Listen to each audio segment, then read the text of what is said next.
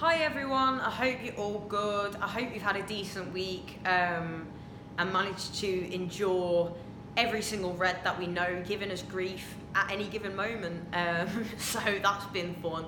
No, in all seriousness, it's been a week, I think, since I did my last videos before the derby, and I've been absolutely chocker this week. It's been a crazy week, but yeah, it's not done me any harm, I don't think, to have given myself a good few days to let that all sink in and calm down, chill my emotions, and yeah, look ahead. So obviously the derby itself was one certainly to forget, but I think we're going to be reminded of by our neighbours for some time, given the starting 11 that Klopp fielded for them, and given that we went with a pretty strong starting 11.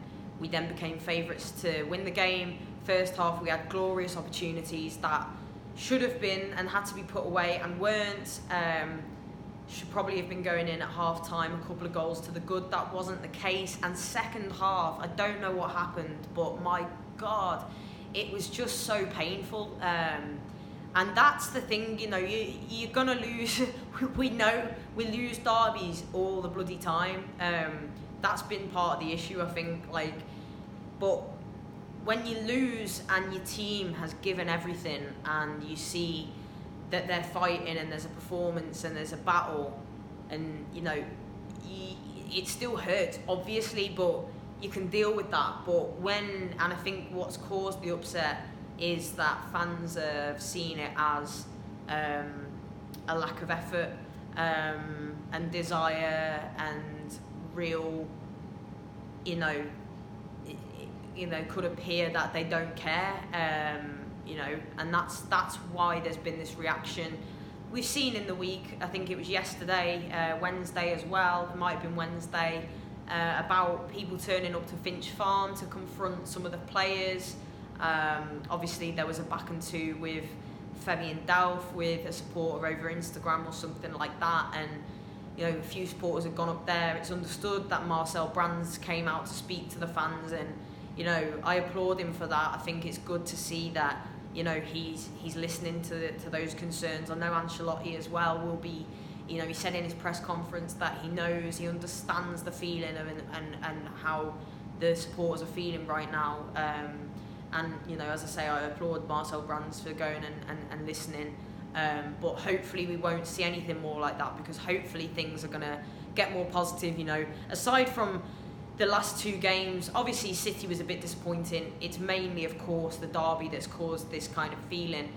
But the two games prior to that, Burnley and Newcastle, we won both those games, back-to-back league wins, saw ourselves climbing the table, and the feel-good factor was coming back. We got Carlo Ancelotti, we were seeing rotation of the squad, substitutions, starting 11s, formations, everything seemed to be working well with what he'd got. And that game on Sunday, particularly the second half, has just, I think, thrown us all off and kind of reminded us just how big of a task this is. But if anyone can turn things around, we've got one of the best managers in the world right now at our football club, and there's talks of Usmanov as well, and we've got the stadium on the horizon. So we need to remember that this is a very positive time. But of course it starts with what's going on the football pitch. It's all very well and good talking about these things, but when you're not seeing your team getting the results and they're not putting in the performances that you feel you want to see and deserve to see, then then everything else kind of, that's the be and end all. Ultimately, we want to see Everton play football, and it's not been good the last two games. So we've got to bounce back tomorrow against Brighton. It's going to be a tough game. Brighton are a good side, a very good side actually. The goal, I cannot pronounce his name, but the guy who scored that overhead kick against Chelsea the other day, oh my goodness, what a goal that was, just thinking about it again now. No, they are a very good side, Brighton. They can battle. They are a threat going forwards as well. They're about 10th in the Premier League at the moment. They might have dropped down a few places. But yeah, it's a big game for us, and one that we need to see 3 points from. And 3 points is the most important thing, of course. But I think the performance, we need to see a reaction. We need to see a positive reaction. We see it all the time, you know, people talk about there'll be a reaction, but we have to see a noticeable reaction, a big performance, and really show the fans that they want this and want to play for Everton and play for that royal blue. That's what we have to see. It's so important that we are right behind the team tomorrow, and it's difficult, I understand, you know, when, as I just said, you feel like you're not getting the performances that you deserve as supporters. Some people are like, well, why should we? But that's our club, that is our football club. Nil satis nisi optimum is the motto. Nothing but the best is good enough, and at least, you know, our fans are certainly that. We've got to all pull together, we've got to all stick together, and if we get right behind the boys tomorrow, I'm sure they'll give us more on the football pitch and, you know, hopefully get things moving again. It's a huge working process, like it really is. When you look at the team, obviously Cenk Tosun has completed a loan move to Crystal Palace today for the remainder of the season, but there's so much to do. I saw a list of all of our squad the other day, and, you know, when you actually see it on paper, all the names and everything, it's quite remarkable. You know, we know that we need to add quality. Ancelotti spoke in his press conference again today as well when asked about transfers. He said, you know, he's got the backing of the board, the director of football and the club, and they're assessing areas that might need strengthening. He was quick to dismiss any links to a goalkeeper, stating that we've got Jordan Pickford, who, you know, he said is an excellent goalkeeper. We're not looking at a goalkeeper. He was then pressed about the central midfield position, and he sort of smiled, and I think he said, we'll see, or something along those lines. So basically, yes, that is a position, no doubt, that he's looking at. No doubt he'll be looking at forwards as well. So yeah, we'll have to wait and see what business is done. But this is something that's going to take a long time. We've got to, you know, we're talking about numerous transfer windows, 3-4 transfer windows. We've got to give this time. We've got to give this project time. We've got to give the manager time. And like I keep saying, every press conference he does, I just think he comes across so well, such a gentleman, handles himself very, very well. And yeah, no doubt he will have been very unhappy with what he saw on the weekend as well. And, you know, he stressed the importance of the fans being right behind the team tomorrow. He knows how influential we can be anywhere, but Goodison Park as well. It's so important that we're all on side. It can go the other way when we're not in unison, and it's a bit, there's frailties there. It can become a very, very hard place for the team to play for the home team. So let's get right behind him, and let's hope we don't do any of this switching and shooting towards Gladys first half as well. Can swerve that, because I hate that. No, so we've got to be positive. We've got a game against Brighton tomorrow. Let's bounce back. Let's get the 3 points, put in a performance to get the fans excited again, and start concentrating on, you know, what we're going to be doing with the squad in January. No doubt we'll start seeing things happen sooner rather than later. So that is positive, and that's something to be excited about. But I am made up and so excited that tomorrow I will actually be with our women's team tomorrow. So we have got Manchester City women away at the Etihad, well, the Mini-Had, it is called, the Academy Stadium. And that is a 5:30 p.m. kickoff. It is going to be televised on BT Sport, so make sure you tune into that if you want to catch the girls in action.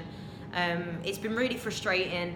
There's been a few of our league games postponed over the last month due to the pitch in one instance, and then a breakout of flu virus, I think, amongst the West Ham squad. So that meant we couldn't travel down to London last weekend for that game.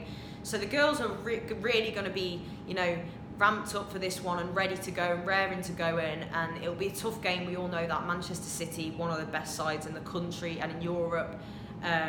But yeah, we had them at home earlier in the season, a narrow 1-0 defeat at home for a Steph Houghton free kick, and we were so unfortunate.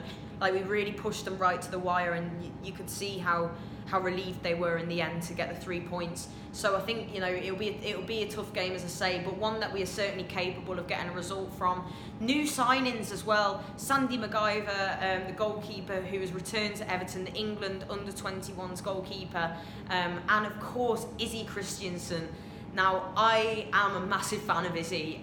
She's been one of the players I really have admired for a number of years now. So I'm dead excited to meet her tomorrow and to see her in a royal blue shirt again.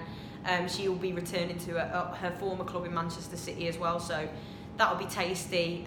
Can't wait to get back in. It feels like forever since I've been with the girls. So yeah, can't wait for that one. A huge game, as I say. BT Sport, 5:30 p.m. tomorrow. Make sure you check that out. On the girls as well, I just wanted to say to some of our outgoings, Elise Hughes, massive blue nose, and a good mate of mine, Elise Hughes, our number 9, has gone out on loan. She's still just a young girl, and she's gone to cut her teeth at another WSL side, Bristol City, for the remainder of the season. And Georgia Browham as well. We all love Georgia Browham. She'll tell me I've actually pronounced her name Brome. I've said Browham all along, and I'm finding it hard to change. But no, best of luck to Elise and to G. G's gone to Birmingham for the remainder of the season on loan. So all the best, girls. We'll miss you. And yeah, can't wait to get back on it tomorrow. And this is huge news as well, by the way. For those of you who haven't seen already, our girls, of course, went to Anfield back in November, just over a month ago now, and we beat Liverpool 1-0 on their turf at Anfield.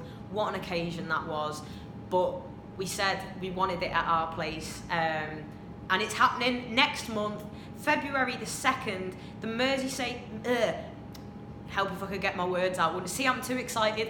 The Merseyside derby, the first ever to be played in the FA WSL at Goodison Park, will be taking place here February 2nd. Make sure you get your tickets, Blues. There was a fantastic support for the girls in the away fixture.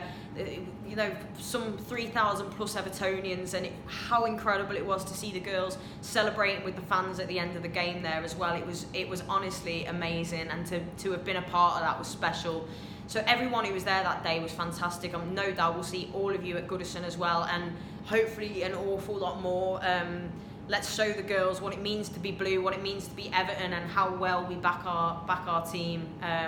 They did us proud in the derby as well, of course, getting a win at Anfield, which is something we haven't done for a very long time. So make sure that you show up in support for them. So any Blues that are in Manchester tomorrow, based in Manchester and around those ways, or you're not getting to the Brighton game, because I appreciate that the two do clash, but get to Manchester City tomorrow, 5:30 p.m. kickoff. But as I said, if you can't make it, it is on BT Sport. So hopefully you guys will either be cheering along at home or there in person. If you are, see you there.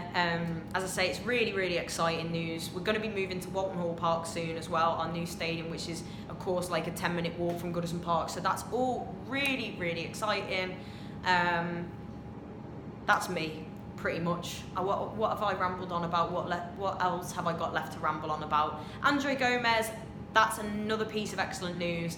So Andre Gomez is back in Finch Farm next week, I believe, to start his one-on-one rehabilitation and training. So it looks like he might be back a lot sooner than we'd anticipated. But of course, you can't rush these things. You've got to make sure it's done properly. But that is great news. So buzzing for Andre Gomez, and of course for Everton, because what a player he is. Gabarmin as well and COYB, I think, are undergoing one-on-one training. So yeah, all good. Everybody else is available to play, so it'll be interesting to see what side Ancelotti goes with tomorrow. But let's hope it's 6 points. Let's hope it's win first of all here for our boys against Brighton, and then for our girls away at Manchester City. That is what we need. That would make us all feel an awful lot better and get this 2020 really off to the way we want it to go, because it hadn't been the best start, had it? But no, it's important. You know, we've all been feeling the same this week, but it's so important that we stay focused on what's ahead, and you know, pulling through it. And the sooner these wins come, the better. We've got an excellent chance tomorrow to put some smiles back on faces and start to be a little bit more optimistic again. So yeah, cheers for that, guys, and I will have loads coming for you tomorrow from the women's game. We're obviously following the men as well, so I'll keep you updated and fill you in with all the ongoings at full time as well. Cheers, guys, have a good one. Up the toffees.